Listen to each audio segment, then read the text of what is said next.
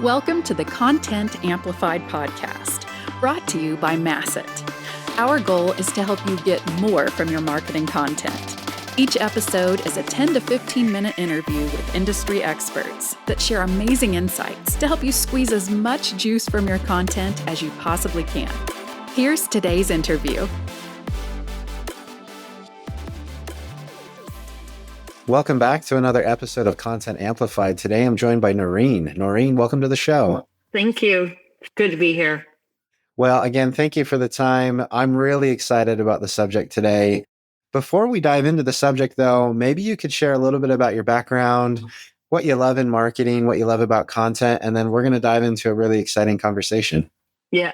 So actually, quickly, I'll give you a little backstory about why I love not only marketing, but high tech. So my grandfather was like a madman, like the advertisers in New York City. So Chesterfield Xerox was his big account that he had. And we talked before, and I mentioned to you that I grew up in an artist colony, but it was because of my grandparents. They actually, strangely, both went to the same college, the museum school in Boston, at different times. And back in like, I don't know, the 20s. I mean, it was like, I think of it, it's like crazy. It was forever ago. Anyhow, they, and then their son became an artist and their daughter became an artist. And, so they raised these kids that, my dad's family, I think there was like 5 kids originally. They raised them like Renaissance kids. Like, they would have towers to look at the stars. My dad did not go, he was not an artist, but he became a mathematician and started working at Draper Lab, where they were working with MIT on the software to bring the astronauts back from Apollo. So it's just like, for me as a little kid, that was like, I was young, but I was enamored with this concept of like, he had these cards with punch holes in it. Like that was the beginning of software coding. So that I would say, plus like having family in the arts and advertising kind of led me to high tech. Though I did take a brief tour to promote music for my first 2 years out of college. And then I went into the garment industry for 2 years and then just went into high tech and stayed there, and have been working mostly with, I would say, startups, generally in the like 75 to 200 employees, some smaller, but generally at that size. So I've been doing that. And I would have to say I've tried everything in marketing just to make sure that I knew where I belonged. And also I just, marketing is kind of fascinating because you have to have this relationship with your customers and your prospects, but also I need to have a relationship with my sales reps so that they're doing the right job, right? So we're kind of having all these conversations and we're kind of like trying to be kind to all parties to make sure like, do your job. It's just like show up, make the phone call. But, I've worked with analysts. I've worked doing trade shows, events, overall like PR work, various things like that. I've coached CEOs pre-acquisition on communications needed both internally and externally. So I've done a ton of different things, but the part that I keep coming back to, and it's the puzzle that I love, is demand generation. And I use demand generation to kind of include like ABM. Like to me, that's kind of underneath the ABM. It's just a specific style. But to me, it's about creating interest from your ideal customer profile, understanding your persona, and finding interest from those particular individuals. Like that is my goal. Now, the ABM I like it even more because it makes it even smaller. And I know in our conversations before, I've been talking to you about how I feel like a lot of high tech companies are trying so hard to be successful, which I totally get. Like fast, you do have to work hard, but there has to be quality in the conversations, quality in the content you share with them. They need to get it, and they need to get it emotionally. So that's part of why I like ABM, is because you can kind of get it closer. And then you can have those conversations with the sales rep about like, okay, see, we've been going after these 5 accounts with this offer, and your conversations have led us to this. It's like, it really helps us understand and be almost surgical in our approach and figuring out like who needs to come in and help sell. But it starts with marketing. It starts with that list that I've purchased. It starts with the information that the sales rep has pulled together based on what they found in the annual report or their website, based on like, these are the projects we're going to work on this year. This is the budget we have. Like, there's a lot of information that people just put in their annual reports. And when I say people, I mean companies, obviously, but that's very helpful from an ABM standpoint. So that's where it's fun, because then you get to work with the sales. They come up with their notes, and then I'm like, okay, this is what we're going to do. We work on it together. We see if it works. And if it doesn't work, we come back together and we try to solve the problem, right? And that, to me, what I love about it is the ABM generally is fast. You know, when they say like fail fast and fail frequently, like just let's get it over with. And that's what I like about ABM too. It's like you can kind of figure out where your messaging is going to hit or not, and you can fail fast, and then figure out like, what sort of hypothesis you have as to why it went wrong and what we can do differently. And I did not mention the fact that I actually was going into pre-med after high school. So, so I really loved science, and I loved, writing those scientific reports. But I think that having a hypothesis is always good, and seeing if it's true or not. But at the end of the day, we're not just measured on pipeline and revenue growth, but to me, it's the quality of that customer relationship. So, the NPS scores, I think, are really important from that perspective. And that leads me to, I'm sorry, I'm talking kind of widely about my role, but what I love about demand gen also is that I get to work with a variety of departments within the organization. And before we get deep into the story I had, but one of the things, when I was at Big Commerce, I would make sure that the customer support team, they were all educated, and the partners, like I would bring them into the classes to meet the partners, to be able to feel comfortable with them, because they were the ones talking with our customers. And we generally never trained them. We always train like the sales reps. And I'm like, I want to make sure that the whole ecosystem for my customer and prospect is going to know how to help them. So that was that. But anyhow, love solving problems. And as you can tell, I probably could talk for hours about this topic. I love it. That shows passion. That shows when you can talk about something for an hour long, it just shows that you're passionate and excited about it. So I'm so excited because we were talking before, and you've done something pretty remarkable. You had a user conference, and you were able to take one event and really translate that into a ton of success, a ton of materials, spin out all of these other programs and opportunities. Where did you start? How did this all happen? Tell us a little bit about the story. I'm so fascinated by how you took one event and just turned it into all of this success for your business. So I would have to say there's a woman named Julie Ginches who was, I don't know if she was a director of PR at the time, but she's owned PR agencies. She really was the mastermind behind like who the keynote speakers were and the core theme. And so our core theme for this event, we were a search company, and the core theme was Enterprise 2.0. What are the companies now that they have this, SaaS software, search? Like, what are they going to do with this new version of software? Like, how is that going to propel their company forward?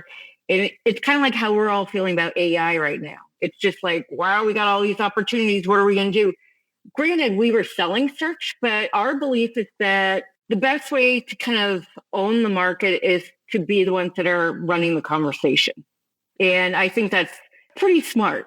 So Julie created, I would say, the outline, the agenda, and already spoke to like some really big keynote speakers, and worked with our leadership team to come up with a theme, which was Enterprise 2.0, which I mentioned earlier. But that was a core theme for the company, and we just took it to become even larger within this user conference. And so first, we had Enterprise 2.0 as a theme. We needed to make sure all of our presentations kind of had that wrapped within it. I actually worked with all of our product marketing managers to create 80 different presentations working with our customers. And then we had about 10 to 15 keynote speakers.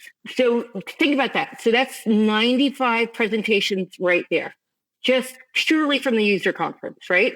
In addition to that, before the event, I worked with the Economist Intelligence Unit and had them conduct research around Enterprise 2.0, create a white paper and a report, and they actually presented the results at the event. That was like one of our key events or key presentations. The white paper wasn't called that. They could take the white paper with them. I'm sure we sent it to them afterwards, but we had 95 presentations and that white paper. Then in addition to that, as part of the promotional campaign, we decided to create a microsite. And the idea there was not to use our blog, not to make it seem like we were trying to strong arm you into buying our software. We wanted you to be part of a conversation that you felt comfortable in and that you trusted the environment. So I hired a man to be our producer and editor for this microsite for the blog that was Enterprise 2.0. It was called the Fast Forward blog, but it was around Enterprise 2.0. And so what he did is then he had different thought leaders, bloggers come in. And so we leveraged their ideas. A lot of them were professors. We had a professor from MIT, Harvard, and then other thought leaders within high tech. And so then we have the blog, the white paper. We have all these different individuals that are blogging about us. And so part of what our plan was is that if this event is going to be different, it has to be an event where you don't have a media room with just like 4 journalists in it. Like, I don't know if you've ever been to user conferences or trade shows and you go in the back room where the green room is or whatever, and you're like, oh, this is all we got, And our conference, we wanted to make sure that it was just like everyone was part of this. But one of the parts of creating that conversation was to have a media room that was open not only to journalists, but also open to podcasters, to bloggers, vloggers. I don't think that there's any other group that I can think of. Certainly the woman from Enterprise Economist Intelligence Unit, would go in there. But that room reminded me of, it was packed. And it was packed with machines and cocktail tables. And I felt like I was at a college university in the student union and something big was going on. It was like all that energy just in the media room. Yeah. So that's cool. That was the piece. The reason why I'm saying that is it wasn't necessarily an asset, but it did support this conversation. And actually in my presentations, it was like opportunities for further conversations.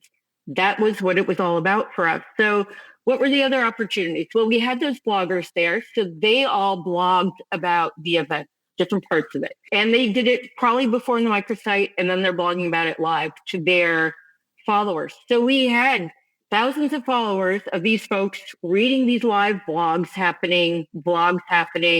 So we had that content that was living kind of outside, and we had a lot of links. I think I have 1,194 links from 253 blogs to our microsite. And that was really, because of the producer that we hired, bloggers that he hired, and they took it seriously. And the leadership team at my company and customers and prospects, they trusted it. And so it had a really high level of participation, which I don't know about you, but I don't see people participating in blogs. I see trolls participating on social media, but not blogs. Now that you can't get links in blog comments anymore, I think people kind of gave it up. Yeah. So that was great. And we also hired folks from the social media club, which, their thought was to teach people about social media.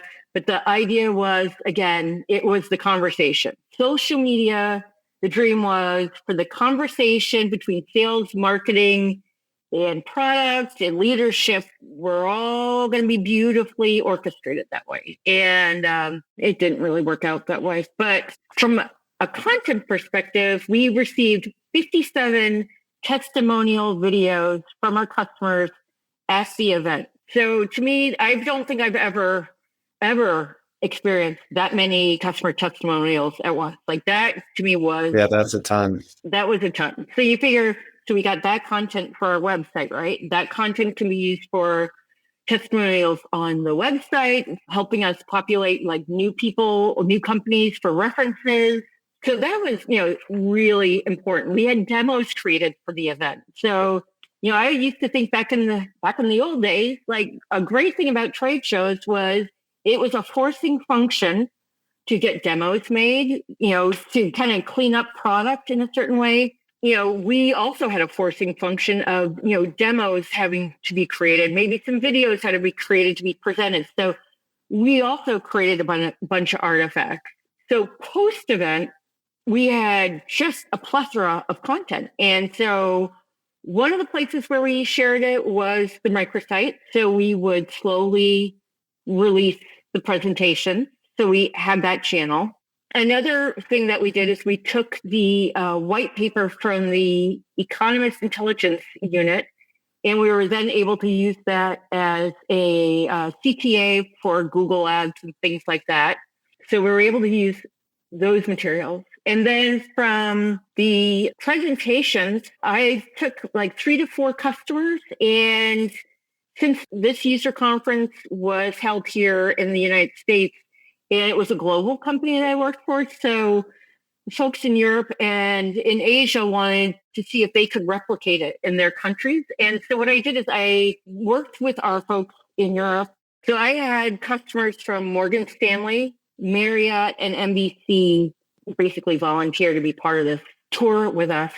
So had them here domestically in New York and in LA. And in Europe, we did it in Germany, Norway, the UK, and then we also did it in Japan. So we had all the presentation content from our original event that then, like in Europe, not all of the staff, of course, from our original event could go give the presentation in those different countries. So the good news is that they had all the materials, they had videos to watch. So just to kind of give a sense of the power of conversation, which to me is, I truly believe in it. The pipeline impact for this event was, and it was held in Q1. 36% of the overall pipeline in Q1 was from the user conference. 21% for that particular year, and this is Q1 that we're talking about, for the whole year, 21% came from that user conference. So to me, it's like, it was a very big investment. But what I love about it is like, I look at like the conference promotion of it. It's like we took this event, we helped kind of build that sense around Enterprise 2.0 and our user conference, again, as being a place that you're going to come and you're going to have a conversation with thought leaders and specialists, not that you're going to be talked to, right? So we started that with the microsite, and then we also did a lot of promotion with publications like Tech Target, The Economist, SIIA, CTIA, KM World. Like, so we used our user conference as a way to also go after all of our contacts in our database. It was a great, like, I call them anchor events. Like, this is like the Uber anchor event.